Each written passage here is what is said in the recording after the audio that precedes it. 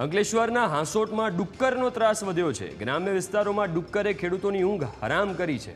અંકલેશ્વરના બોરભાટા, સજોદ, ધંતુરિયા, નવાતરિયામાં જંગલી ડુક્કર અને નીલગાયના વધતા ત્રાસથી ધરતીપુત્રો પરેશાન બન્યા। ડુક્કર ખેડૂતોના ઊભા પાકને ભારે નુકસાન પહોંચાડે છે। ખાસ કરીને શેરડી, શાકભાજી સહિતના પાકનો ડુક્કર નાશ કરે છે। તેથી ખેડૂતોએ સરકાર પાસે નક્કર આયોજન અને નિરાકરણ લાવવા માંગ કરી છે।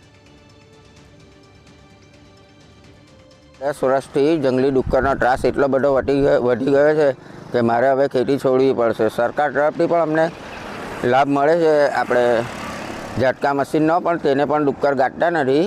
એટલે હવે અમારે શું કરવાનું અમને સમજ પડતી નથી। હું ઘણા વર્ષથી શેરડીની ખેતી કરું છું, પણ ડુક્કરના ત્રાસથી ખેતીમાં કંઈ મળે એમ છે નથી, કારણ કે ડુક્કરનો વધારે પડતો ત્રાસ રહે છે।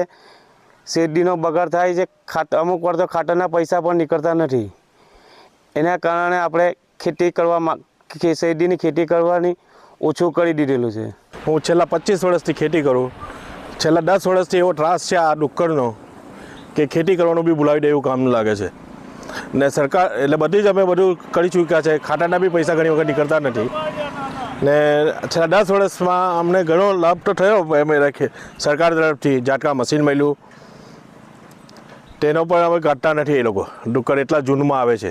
વર્ષ 23-24ની વાત કરીએ તો કુલ 490 અરજીઓ થયેલ હતી। એમાંથી કુલ મંજૂર 423 અરજીઓ કરેલ છે અને એલિજિબલ અરજીઓ 458 એલિજિબલ અરજીઓ પૈકી 423 મંજૂર અરજીઓ અને 79 અરજીઓને આપણે કેસ પેપર આવેલા હતા।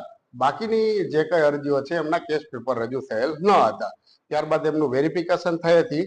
68 કેસોનું આપણે કુલ વર્ષ 23-24માં 1,19 લાખનું ચૂકવણું કરેલ છે। માવઠાનો માર અને પોષણક્ષમ ભાવો ન મળતા ખેડૂતો હવે પારાવાર મુશ્કેલીનો સામનો કરી રહ્યા છે। ત્યારે ફરી એક જે ચિંતા છે તે ખેડૂતોના માથે જોવાઈ રહી છે।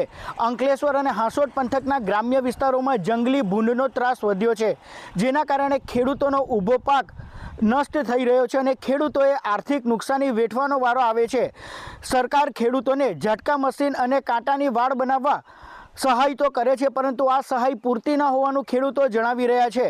ત્યારે આ જે અંતરિયાળ ગામો છે ત્યાંથી ભૂંડનો ત્રાસ ક્યારે દૂર થાય છે તે જોવું રહ્યું અને સરકાર આ મામલામાં શું પગલાં ભરે છે તે પણ જોવાનું રહેશે। જય વ્યાસ, ન્યૂઝ કેપિટલ, ભરૂચ।